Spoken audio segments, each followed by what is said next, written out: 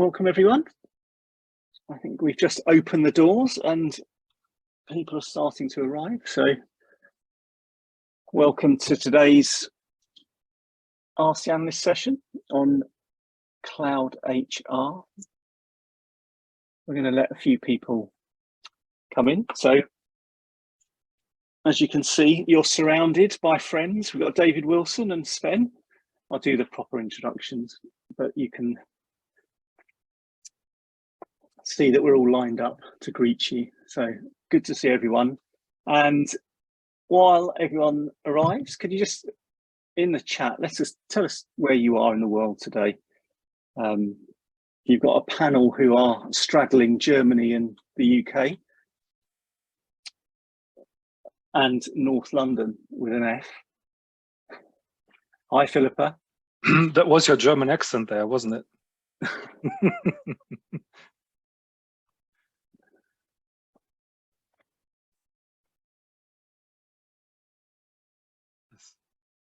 We are thinking. Patrick, Southampton, welcome. Yeah, David's in the Cotswolds. I'm in Bath. And not in the Bath. Yes, I have to try and avoid making that joke every time. And Sven, whereabouts in Germany are you? Or close to Cologne and Düsseldorf, somewhere in the middle there. Excellent. And for those that don't know where that is that middle? In the western part, okay, close to the Dutch border. Okay. Chicago. Rachel, welcome. You are now winning the award for the person who is furthest away from where we are hosting this event. So congratulations and welcome. I hate to think what time of the day or night it is for you right now. Hopefully not too inhospitable. And not too windy. Of course. So we've got a few more people arriving and we'll get started in just a minute.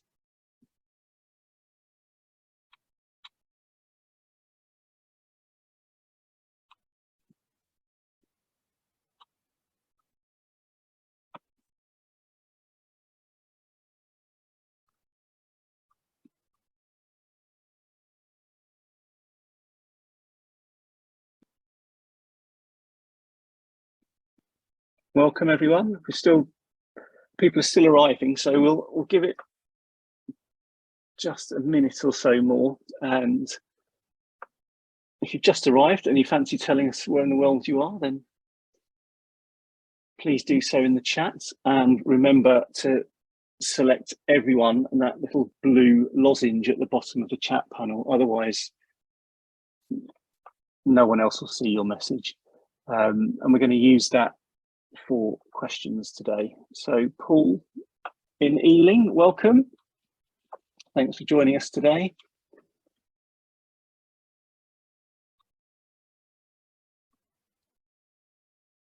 So we'll get started. Yeah, so I think we'll start now. I know that people are still arriving. I'd perhaps like to welcome everyone today to our Fosway 9 Grid for Cloud HR Ask the Analyst session. Now, before we get started, for those of you new to Fosway, I'd just like to give you, as you can see on the screen, that's a kind of look at who we are. Founded in 1996, just over 25 years ago, by David. And ever since then, the company has been researching the market, doing a lot of corporate research on next-gen HR talent and learning, as well as working with the vendor community, doing deep vendor research and EMEA market commentary, and also working with a lot of European and international headquartered multinationals and corporates. So basically 25 plus years doing a lot of research in this market. And today, our speakers, if you don't know them already, they are David Wilson, who's our CEO, and Sven Elbert, who's our senior analyst, who looks after HCM. So you're in very safe and capable hands. Welcome, David and Sven. And people are still arriving. So I'm hoping that I think if you're new to this, then you haven't missed much. I've just been introducing Fosway to you. We will be doing, first and foremost, this is a Q&A session with the analysts. So the main thing, if you've just arrived, is that we'll be doing all that through chat. So if you would like to just ask any questions or put any comments in chat as David and Sven introduce the research, then I will come back to that. My name's Martin Cousins, which I actually forgot to introduce myself. I'm the head of content at Fosway. That's called a drop introduction for all of those of you that are professional writers or writers. So the session overview, I've described the chat. We want to play nicely. Clearly, we have people from different vendors here. So ideally, you could let us know who you are and who you're representing. So Heike, thank you very much. You've already done that. So top marks for you. So we're going to ask David and Sven just to introduce the Fosway methodology and how we do the research. Sven will then go deeper into the 9-grid, and then in about 15 minutes, we will have an open Q&A session, and we will be taking a recording, so we'll make that available to everyone after the session. So without further ado, David, over to you. Hi, everybody, and thanks for coming along. Hope you find it interesting. I assume you can hear my audio, yeah? It's good. Always good to check that up front before you get too far in. It's good afternoon to everybody from me. What we're going to talk about here is obviously our 9-grid for Cloud HR, which Sven is lead analyst on. But before we do that, just a couple of slides. It's just useful to remind everybody a bit more about the research that goes behind the 9-grid, just to spend a few minutes, and then we'll actually go into talk about the 9-grid itself, and obviously then go into your questions. So start thinking about what those questions are already, because I'm sure there'll be some interesting ones. The key thing I think to understand around around the 9-grid is that each one is a monster really from a process point of view. I mean, we've been working on these. I think they've been published actually for 10 years in total across some of the different topics, etc. The research process around them gets bigger and bigger each year. We zero base the process each year as well. So effectively we rebuild it and start the data again from scratch. Obviously we carry forward some information around historic customer experience and so on. The process is not a vendor-led driven process at all. It's very driven by the insight we get from corporate clients and from our corporate research network members, roundtables that we run, inquiry processes where we have people coming and asking questions, public research, what we call our realities research. So some of you will see some of that. Obviously we publish that and use that data a lot, but every time we're asking one of those, we're also asking who the corporates are using, what they think of them. Plus, obviously, then backed up by a whole kind of what we call structured data capture process with vendors themselves, looking at functional inputs, looking at customer reference type information, and so on, briefings, etc. So there's a whole set of inputs that come through it. As I said, each one is a bit of a monster. Each time, actually every year, we look at what we need to dial up, what we need to make more rigorous, and constantly try and improve the integrity of the process as well. But it's very, very significant in terms of the effort that leads to one of these 9 grids. Next slide, please. The inclusion criteria. So one of the questions we get asked a lot about are who gets to be included into it. And the answer is basically relevance to our target readership, which are typically European headquartered private sector companies, enterprise organizations, or the EMEA end of global companies. So typically that comes from a vendor perspective. It's who is actively being used by those organizations, particularly in our corporate research network, who's in active consideration. So some people are in buying process, or they're considering changing options or future strategies, or through M&A, have other options that they're looking at. And then the final piece of that is from an innovator perspective, and for some of the startups, post-startups, etc., looking at who are the companies we feel are likely to step into that. So the lens for this is very, very targeted towards the, as I said, the corporate reader. This is not a pay-for-play environment. Vendors cannot buy them onto the 9-grid. They also can't decline to be included or buy their way off of it as well. That's really important to know. So what we're trying to do, as I said, is to really maximize the integrity of the process and really present options to you and our view of those options based on the ones that we actually see actively being considered. Next slide. And the dominant view that goes into that, therefore, is shaped by about really what customers say.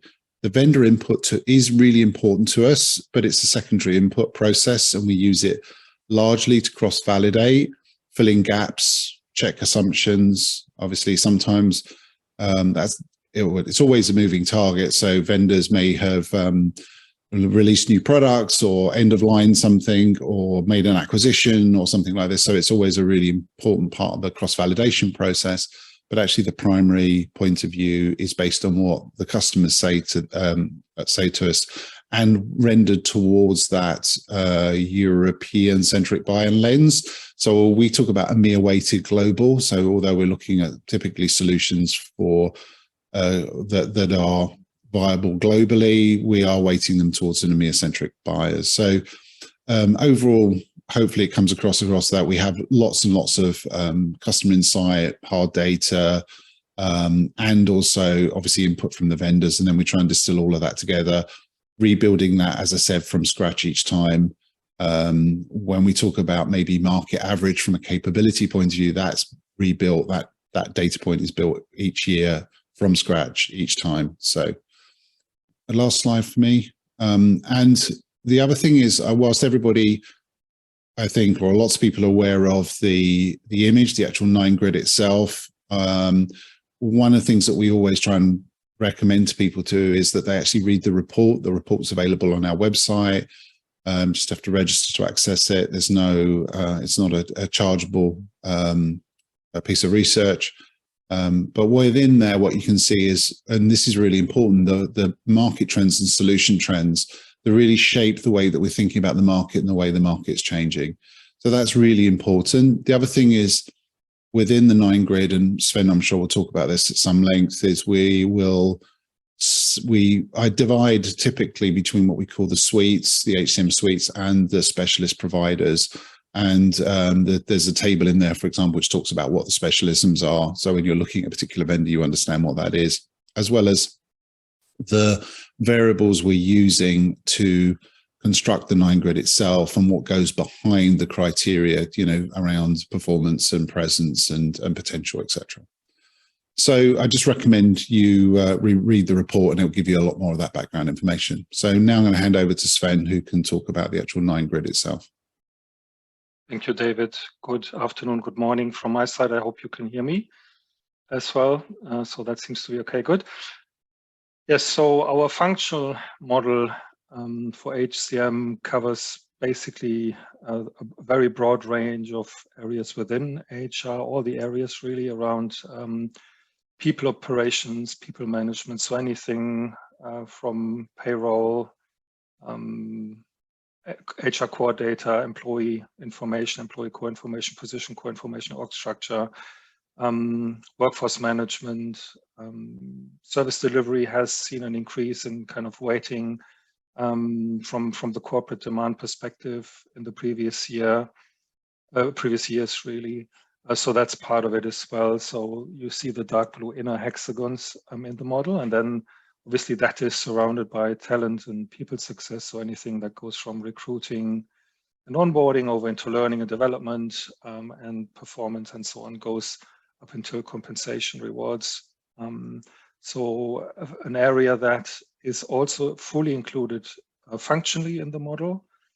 Many vendors who are on the Cloud HR 9-grid could potentially also be displayed on, some of the other 9 grids from a functional perspective as well. So definitely that is like the main lens, however, here from a full HCM suite perspective. And then surrounding that is really also a piece that is becoming increasingly more and more important, which what we have called the enterprise context. So anything around analytics, integrations, which is becoming much more a pain point for some corporates at the moment. Analytics, intelligence is really an important part of all of the vendor hype and all the vendor stories we hear. And so we are obviously checking how that resonates with the corporates and how that arrives within the corporate world. Experience, probably the word I have, yeah, it's probably bleeding out of my ear. I would say it's 100 times probably in this call as well. But I think it's really fundamentally important to where we are as an industry.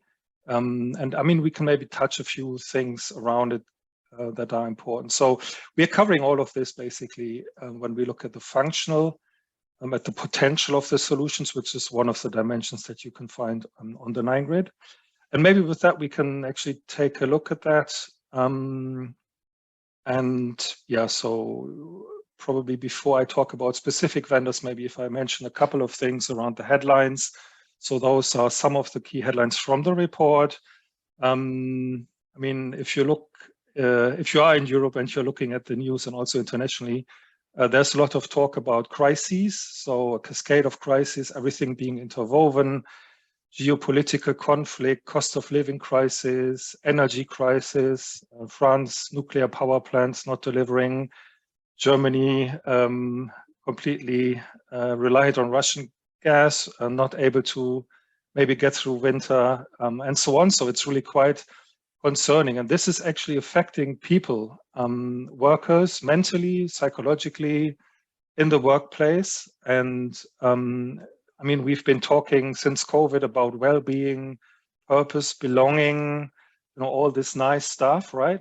And I think now it's time to really stand united and make sure that people are well from a financial perspective, and particularly the ones maybe at the lower end of the wage spectrum are feeling really afraid of, you know, not being able to live in a warm flat, in a warm apartment across this winter here in Europe. So definitely anything that organizations can do to make sure that people are feeling well from a financial standpoint is really quite important. I think being positive from an HR perspective is also important to, you know, be solidarity, is that a word you can use in English?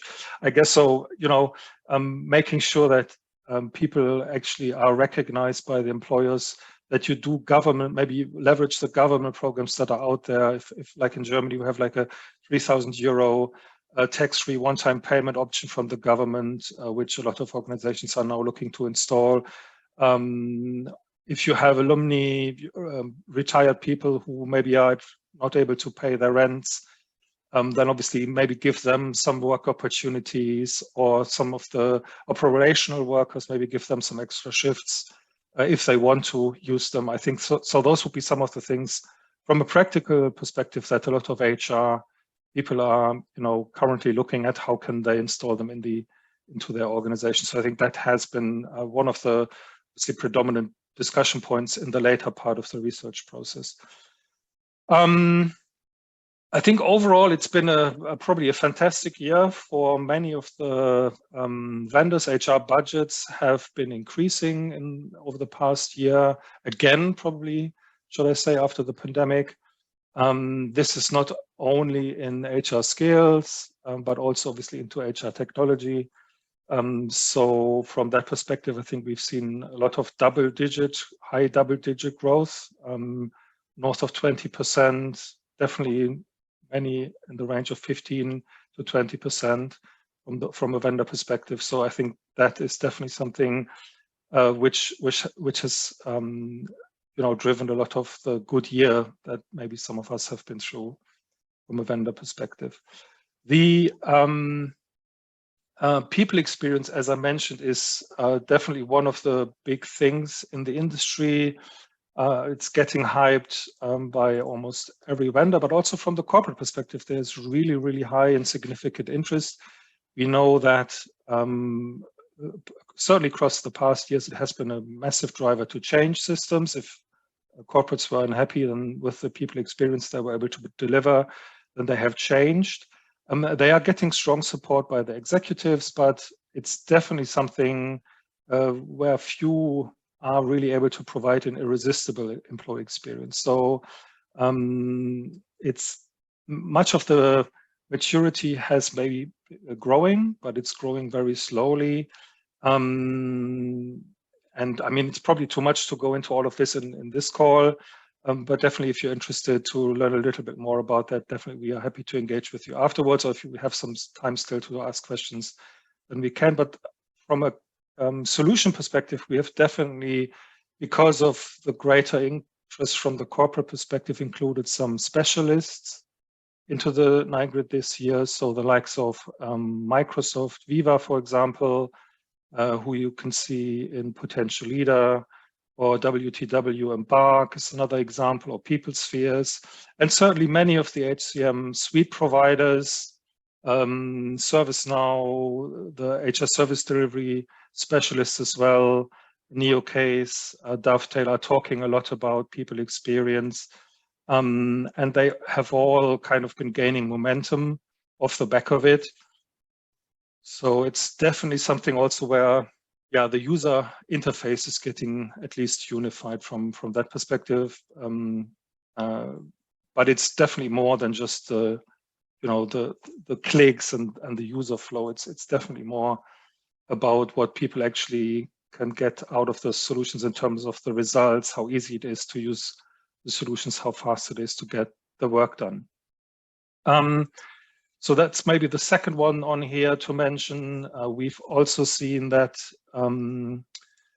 obviously since COVID has given European corporates a massive shift towards digital HR and HR administration in the past, and also currently there's been huge complexities.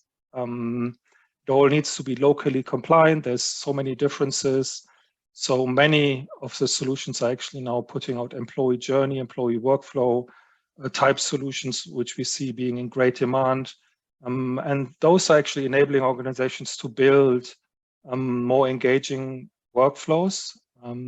Some specialist providers, like maybe workforce software, for example, are transforming their solution into a work solution, so work execution solution. UKG probably there as well in that space. So they allow employees, most often frontline employees probably, to execute their tasks on their mobile phone, document what they have done. So it's really not just viewing pay slips or, you know, asking for a shift swap and so on, but really also about actually getting work done and making sure that this is done in the flow of work. So definitely an interesting play there from some of the providers. There's probably some HCM suites out there that focus a little bit on this area as well, a bit more than others maybe. So definitely something maybe we can dive a little bit deeper into later as well. Next thing, integrations. I mean, I've been talking to a lot of HR folks over the past couple of months, and they're all sick of their integrations and having to manage them. A pain in the neck, expensive, too long to implement. It's risking our project success, blah, blah, blah. You know, those are the things we're hearing. And I mean, it's definitely time for vendors to stop doing these tailor-made kind of integrations. We see more and more vendors moving to out of the box. Certainly in the mid-market, this is now definitely the new normal. But I think the new gold standard is embedded. So really making sure that a partner solution is really deeply integrated into the UI, into the workflow, into the user experience as a whole. And you know that the user does not have to move like between different applications. It all feels like being part of one kind of system. And I mean, we've seen this a little bit in the talent acquisition market. We are now seeing it also in cloud HR, where maybe some specialists like HR service delivery tool is getting really quite deeply embedded into an HR suite that might have had a bit of a gap in that area, for example, or people spheres doing some really quite some interesting stuff in that area, you know, to build a bit of an overlay there across different also legacy applications. So really, I think that is something that also from a vendor perspective, the further you work more with small organizations, I think the more you need to look at this embedded standard in the future. And I think probably the most concerning one, and this has been quite a shock actually, and it's also come out of a lot of the corporate conversations and the surveys we've been having, is around, you know, 10, 15 years back, we all spoke about cloud and how it would allow us to be, you know, much more flexible, more easy configuration, lower total cost of ownership. You know, these were the key promises of cloud HR at the time. All these 2-year on-premise migration projects were gone. You could just, you know, modify everything with a few clicks. And this definitely is true in theory, but in practice, there's definitely been a lot of noise this year around.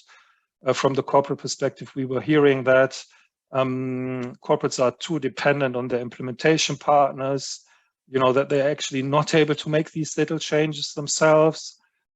So I think this is probably something for the vendors to be thinking of and be aware of, and to actually make sure that they're on top of this and maybe work with their implementation partners and the system integrators to deliver maybe a better experience in this area as well. So in terms of maybe then some of the newer inclusions, I think we have added a few providers from also more the international, particularly France has been an area of focus this year around. So Sopra HR, Sigma RH, People Spheres have been included. Talentsoft, obviously, since the acquisition has now been removed, we are only showing CJIT now. There's a new addition from the DACH region, Rex, which you can see as a core challenger there. And yeah, a lot of good stuff happening also in the lower band in terms of the potential. So folks like Simpa, Personio, Hybob, Zoho, Calidus have done a great job. So there's a few new additions, obviously, here in this space. What else? Yeah, I think, yeah, maybe that's a couple of things from my side. David, would you like to add? I think that was really very comprehensive. So I would suggest we just go into questions. You mean? No, did I say that right? No. That's good. I think, you know, just overall, I mean, there's obviously, as I said earlier, we sort of recalibrate each year. We're looking again. We're really trying to kind of go deeper in understanding which options corporates are really considering, etc. And the market just continues to get more and more competitive, maybe more disrupted a little bit from a specialism perspective as well. And it's always about an ecosystem, right? So it's never about a single suite or a single thing. You know, we might have a suite which is an anchor pillar effectively behind somebody's ecosystem, but it's always more diverse than that. So no, I suggest, Martin, we go on to questions if that's okay. Right. Well, thanks, everyone. We've already got some questions coming in, as you can see. But before I start with those, I've got a question that's kind of just building on Sven. You were talking about some of the newer vendors on the grid. If you just stepped back, what is the shape of the grid telling us about the market? Because every time we do a 9 grid, they obviously come out in a different shape. The way that the vendors are spread on the 9 grid can be different. So in this particular case, is there something that you would identify that reflects the market here? Yeah, so I mean, obviously we're talking about suite and specialists. So the circles being the suites and the specialists doing one thing or maybe a few things, but obviously not like the full breadth of the functional model that I mentioned. So obviously we are seeing specialists being used in conjunction with some of the other Cloud HR suites. That obviously is happening more. From an overall perspective, I mean, you can see that there's obviously the color, the total cost of ownership seems to be going as you go down in terms of the potential. So the price points are coming down as a rule of thumb. There's probably a lot more is on the right side of the spectrum, which is a bit of a reflection of what we call our expectation about the future. So the future trajectory, if we expect the vendor's performance to increase, we would move them in the zone more to the right side. So that's why there's probably a few more, particularly in this middle zone, who are a little bit more right-sided. So I think that will be something, and this is obviously because the budgets have increased, and people are buying, more from the vendors, so that they are maybe adding in additional modules, adding in additional workflows. So that obviously has played a part in that. Great. And David, would you add anything else there? I think it's kind of interesting, sort of reflecting around the budget picture and how that sort of less about the shape, but in some ways, I think think about the timing for this. I mean, obviously the big research input for this runs from, well, it runs all year round, but the vendor input cycle happens, for example, between April and September. And I think what we've seen is obviously a transition out of the post-pandemic, and that was a big catalyst for change for organizations, which is what drove a lot of that vendor growth. I think that Sven was talking about it. And I think also we discovered that some of the things that were more important, there's a democratization around some of the processes where some of the talent elements, for example, became really quite challenging for companies. It certainly pushed a lot of people. I think the large enterprise space was well into its transformation to cloud, but it's massively accelerated, I think, in the mid-market as well, because some of the legacy solutions weren't really able to kind of keep up with the speed of change that companies were starting to go to look at. I think, again, big growth in aspiration. Some of that was funded by, use of external capital, private equity and so on. Many of the vendors have been quite acquisitive. The level of acquisitions continues to grow as well. We're not backing off from that. And now we go into a largely recession-driven, and cost, as Sven talked about, cost of living crisis, etc., which is also sort of distorting it further. So I think there's a lot of change going on in the market, and some of the companies have really accelerated their growth during that period. And typically, if you're a vendor growing at 10%, to some degree, you might even be losing market share. So from that point of view, I think it's kind of really interesting as to how the whole thing's evolved. Great, thanks. Now I'm going to shift into a question from Opal. Do you see an uptick in headless HR solutions? Who's going to answer that? Sven, you're looking at me for that. That is a very good question, I think. Yeah. So one of the things Sven talked about, I mean, there's a lot of noise around experience, okay, and around the whole kind of people experience. And I think what we've seen is a lot of the vendors, I think, overclaim the role of the UX of their applications in what really drives employee experience.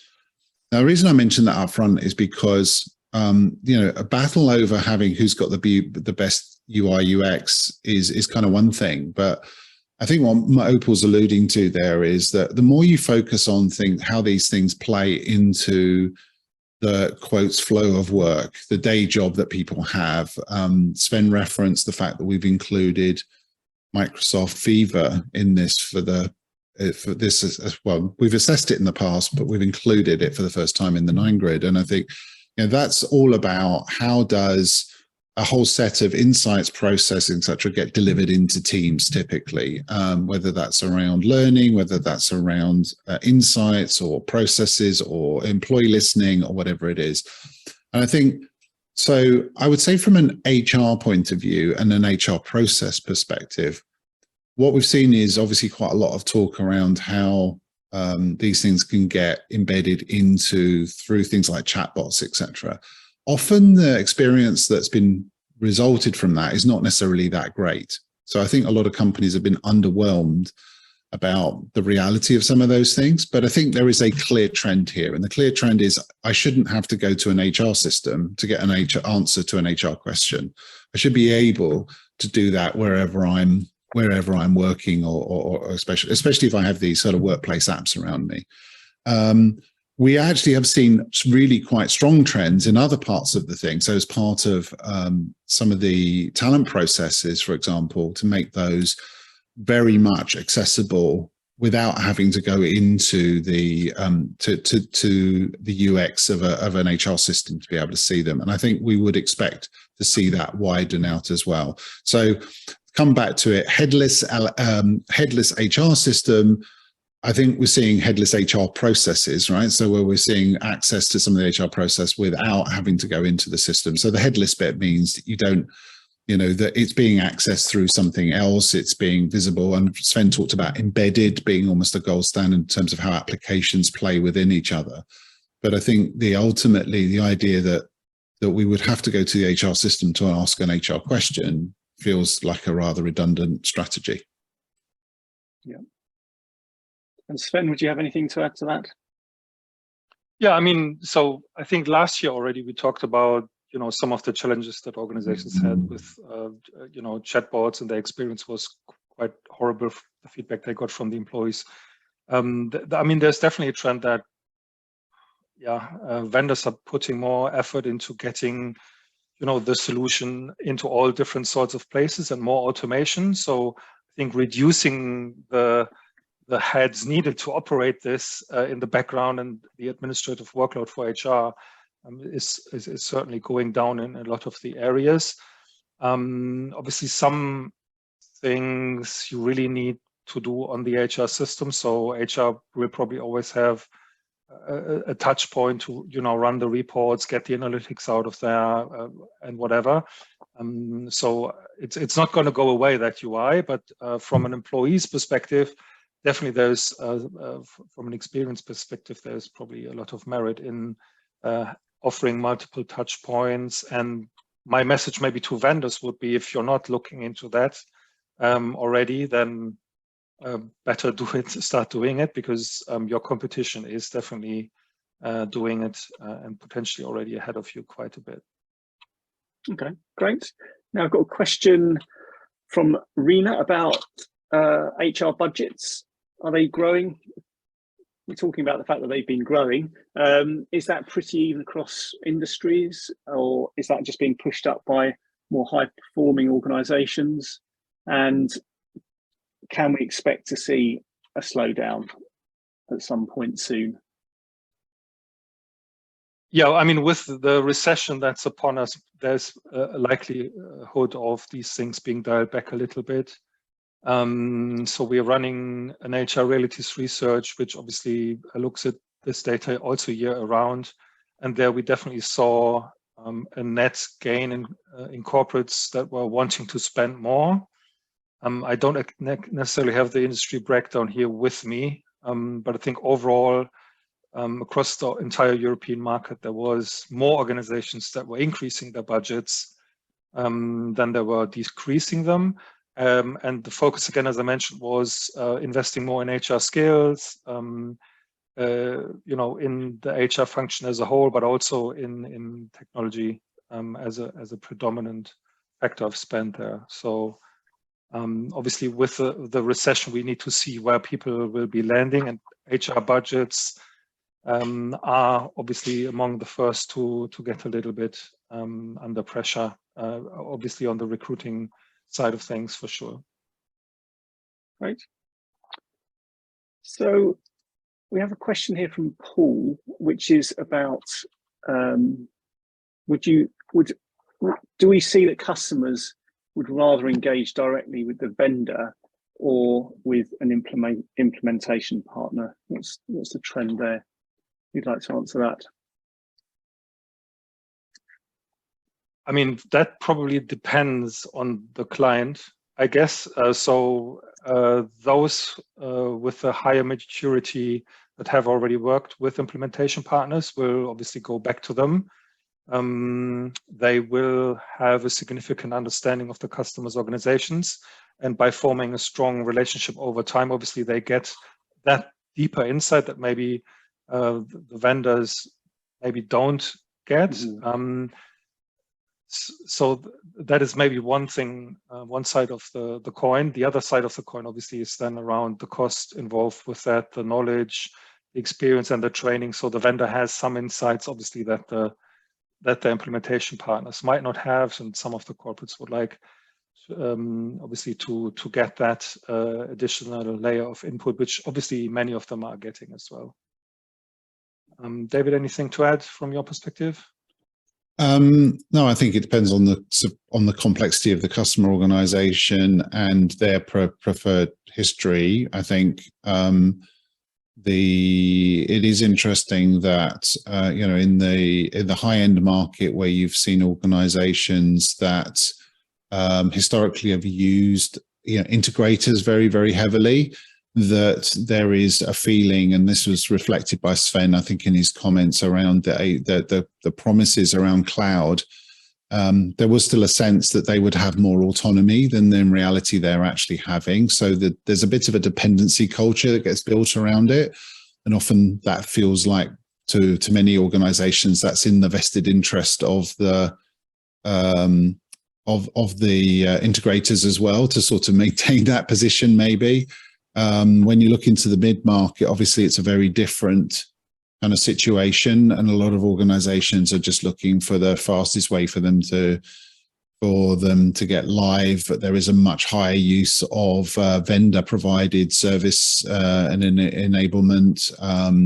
We're also seeing, obviously, partly driven by the pandemic, obviously a push towards virtual delivery as well, and virtual implementation, so you didn't even have to have people on site. And I think there is a lot of overall, there's a lot of pressure around just being live faster with lower overhead. Interestingly, one side comment, I mean, I did a project, I remember now, 5 years ago maybe, we were looking at the total cost of ownership around cloud HCM. And I think one of the things that was interesting there is how almost no organization had a budget or resource allocated to innovation.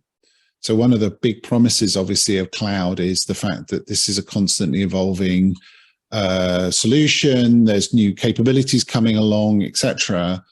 But actually, part of the challenge here was that very few companies had a process to deal with that.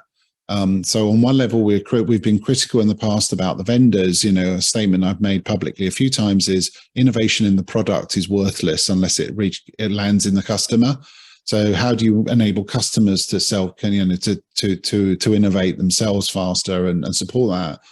And that then creates a bit of a lock-in if it also ties back to the use of third-party implementation resources to enable it, especially if somebody hasn't really allocated any budget for managing innovation or then implementing it as well. So it can be a bit of a vicious cycle if you're not careful around it as well. But yeah, I think there's a lot of connected issues there.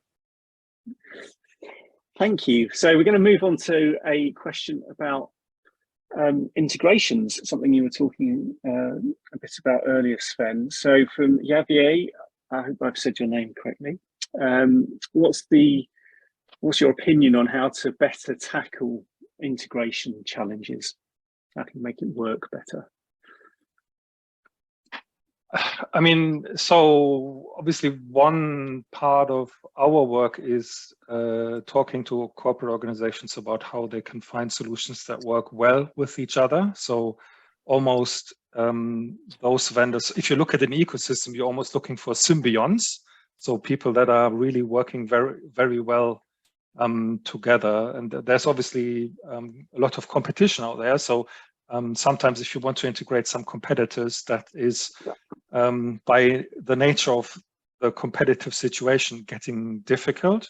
Whereas if you have some organizations that are partnering with each other, the likelihood of the pain that you might feel through the integration is then becoming less, because they actually have a working integration that is being kept up to date as new releases come out. So ideally, as a corporate, you want this to be on the side of the vendors, all the effort. But also that then requires yourself to work with standards and not configure the hell, do workarounds and all of these kind of weird things with the solutions, so that you can actually use. So definitely, when you're looking to implement a solution, my recommendation is to look definitely into how well they integrate, and spend extra time in your selection process to actually diving a little bit deeper into that. Some vendors will provide online documentation for that and so on. So then obviously that can become quite an important part of the selection process there. I also think the other thing is getting beyond the discussion around APIs. And I mean, there's been a lot of focus, obviously, over the last 10, 15 years on building, the APIs around these solutions so that you can integrate them. But, that still requires you to have a bunch of people building programming stuff with APIs, right? So either your own or third-party resources that are building integrations, and then you have to sort of maintain those integrations, obviously, as the products and the bits you're connecting is a moving target. And the more that you think of it as an ecosystem, the more that managing your own connection layers between all these things is really undesirable. And you can have solutions in very large companies where they're trying to deploy a solution into a niche market space, and the cost of the infrastructure and the integrations around it massively dwarf the cost of the solution. So it's, I think what we've also seen in other parts of the market is the idea of that moving forward. So building marketplaces of solution ecosystems that surround a particular platform, that's become a very critical strategy for a lot of the vendors. One-click connectors. So, I mean, effectively in the world of the cloud, you can be pre-integrated with a number of main solutions. It's just a question of enabling them in your tenant, in your instance of it. So the idea that you can just basically click a button and enable that to be visible to you. So that's really attractive, particularly in certain areas of the market which are quite ecosystem driven in their own right. Like, for example, within talent acquisition, within learning and so on. What you don't want to have to be doing is building your own interfaces between different parts of the solution layer. And that's one of the reasons why we talk about integrations as part of that enterprise context layer. And obviously there are companies that, they've also built middleware solutions out of those to be able to sort of anonymize the different points, or provide almost a bus to be able to connect all these different systems together. It's quite complicated managing that. And if you're a mid-market customer or further down the tree, you really just don't want to be worrying about any of that stuff. You just want to be able to click a button and switch it on. So that kind of what we call ecosystemness, the ability to play well in an ecosystem is really, really important. And as I said, it also ties back into when you look at the noise that's starting to see generated around the fact, yes, we've got this product, but actually we're not able to really innovate our use of it as fast as we could, and we're still reliant on third-party resources to implement a lot of these things. That is becoming a more of a differentiated kind of story between the vendors, as well as obviously as a whole, around whether we're really living up to the promise of what cloud was supposed to be delivering for HR. Yeah. Now, I think you've also touched on Kevin's question there. I don't know if you've seen that in the chat, Sven and David, but he was talking about whether the HRIS system will in the long run go into platform configuration to address the integration issue. So is there anything else you would follow on to what Kevin's asking? I think you've kind of covered a lot of that in that previous answer. I think the other thing is that, when you live in the HR world, the sort of the HR system, the core HR system, is the sort of elephant in the room. It is the big player, but when you look at it on a wider enterprise level, it isn't. And there are a lot of other core business systems and things that are significantly more or get more attention maybe and budget, relatively speaking, not least finance, but also the core operating systems for the business. So I think the more that you think around how we enable a lot of this HR innovation, people experience, people outcomes, right? It's all about what drives outcomes within that wider context. I think it's that's the direction of travel we see. And one of the things I was going to say on earlier when we were talking about the headless piece is, you know, again, we see every vendor trying to own the front, you know, the real estate and trying to have their experience story. But at the same time, what we see is, particularly in the very large enterprises, them often looking at the employee experience layer as being completely outside the what you would consider the HR stack, right? So that's where we're seeing some solutions like ServiceNow, for example, you know, with people looking at employee workflows. So we can build in, you know, all of the vendors, you know, Workday's invested massively, for example, employee journeys, many of the the vendors have, but they're still kind of within their stack, they're part of the stack. Whereas for a lot of, you know, for some organizations, they're looking at those journeys and workflows as transcending the stack. So therefore, they're almost looking at layers above as well. So it's quite a complex landscape, which we're trying to connect together. Sven, any other thoughts on that one? Yeah, so I think around, obviously, with every configuration that you make comes also responsibility to maintain it, to, you know, keep it. So there's more effort involved than moving things forward. So I think that there's always the option to ask critically, do we really need this? So we've seen, obviously, consolidation has, or the pressure to consolidate into a single suite is continuing to increase even after the pandemic. Now moving into recession, I think it's not going to go down. At the same time, we're seeing more specialists popping up and having to be integrated. So that actually speaks about the maturity of the ecosystem increasing. So all these kind of marketplace solutions are actually moving beyond just, here's the API, you know, do the integration yourself. But they are offering some form of pre-configuration to a lot of the solutions now. I think that is actually allowing corporates to kind of pick up on that.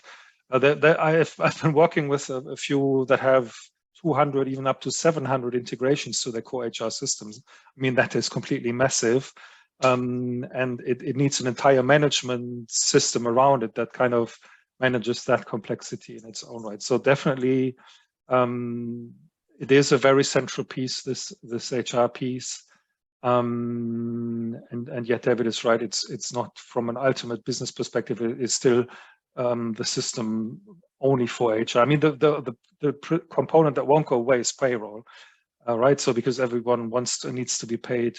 During COVID, we saw that this, obviously, people operations got like a spike because we all, you know, weren't sure if we were getting paid or anything. And so that definitely is the core component of all of it.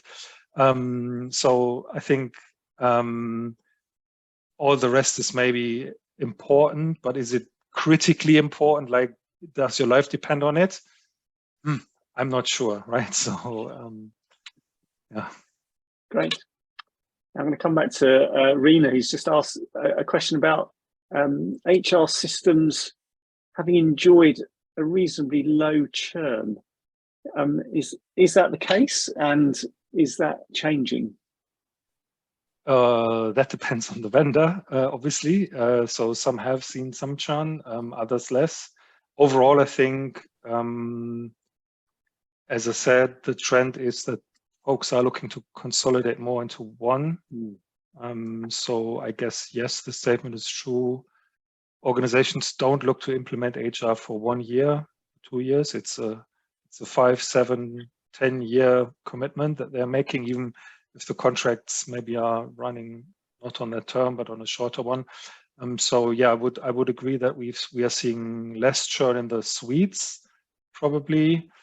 And there's always movement around the specialists, things getting consolidated, and so on. I think the other thing I would add on that is that, so an interesting concept is what I would call the second point of renewal. So the thing with a lot of companies now, maybe this is less true at the low end where the time to implement is much lower, but obviously at the high end of the market, you know, if you sign up for a 3-year contract, you probably have only just deployed most of the stuff by the time you get to your first renewal point. So at that point, the pressure, you know, it would be very hard to build a case to move away unless it's been a total disaster. So I think what's interesting is the second renewal point, if you like, when having had to renew it for another cycle or another 3 years, what do you then do at the second point? And I think that's where we sometimes see some customers have overbought. You know, they've bought the idea that they're going to buy everything and move everything onto this, and then they realize that that's maybe not as desirable, or it's the HR suite has not innovated some of the real disruptor areas as fast as it maybe has. And obviously a lot of the suite vendors are very focused on trying to continue to build out that wider and wider proposition as well. So I think that's the other side of it. And so sometimes you'll see the opportunity for churn is higher at the second renewal point than it is in the first. So you need to look at the life cycle a little bit around the solution. It's a pretty hard business case, as I said, unless it's been a total train wreck, to convince somebody 3 years after you've, you know, literally probably in some cases less than a year after you've gone live with stuff, that actually that was the wrong direction and you need to kind of go and buy something else. So and obviously you still need a window in which to make that decision and then put something else in to replace it on a contract renewal point. So yeah, that's another factor that does sometimes come in. And the one thing I would say is that there's a question that somebody was asking around the mid-market. And I think one of the other things we're seeing is that mid-market space, and you asked about the shape, is really competitive.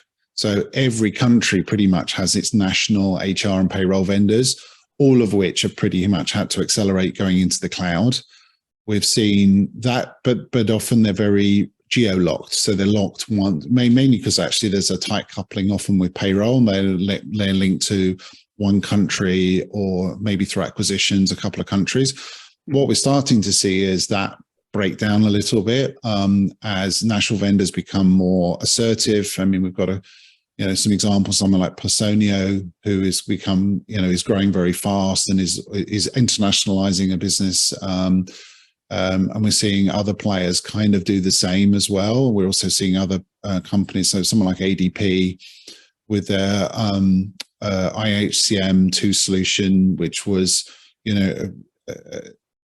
a very kind of competent mid kind of capability cloud-based HCM suite, but couple that now with ADP's kind of payroll background and the ability to deliver that now in multi-country basis. Some of that starting to play. Plus, we're also seeing obviously the tier one providers, SAP, Workday, Oracle also push into that mid-market space as well. So it's become really, really super competitive. And I think then we are starting to see, I think, a combination of factors. One is people who maybe overbought, they bought a tier one solution and that was really overkill for what they need. I mean, sort of retrench back sometimes or move to something that's much more light to touch. Or in some cases, we're also seeing obviously people will move away from their legacy provider who has been slow to move to the cloud and slow to add in well-being or learning or recruiting or whatever it is that's thing. So, that driver for change is much more explicit, I think, now, post-COVID. And it will be interesting to see if we end up with a lot of cost rationalization come into the market post, with the current economic climate, whether that will also accelerate that further. Yeah. Quick comment from me, if I may. So Rina also asked in her question about,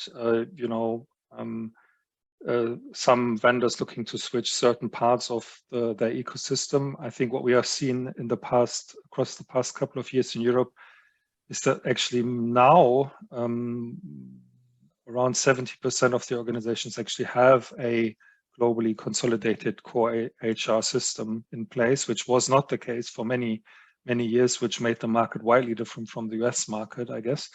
And probably at Unleash, David might speak to these numbers for Europe. I don't know, David, if you don't ask me what they are now. I haven't got the no, data. I won't. But I mean, I just wanted to hint at the opportunity to meet you at Unleash Oh yeah, we're and so then, well. then probably Or Sven.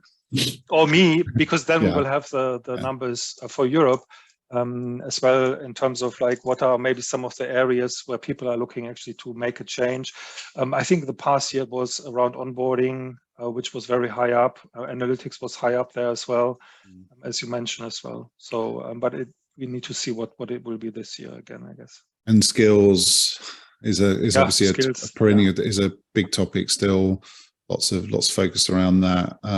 Yeah, I mean, I think the relative sub-importance of some of the parts of that ecosystem model that Sven shared earlier is, have changed over time as well. And certainly, we will be in the next week or so. Well, next week we'll be announcing our talent and people success.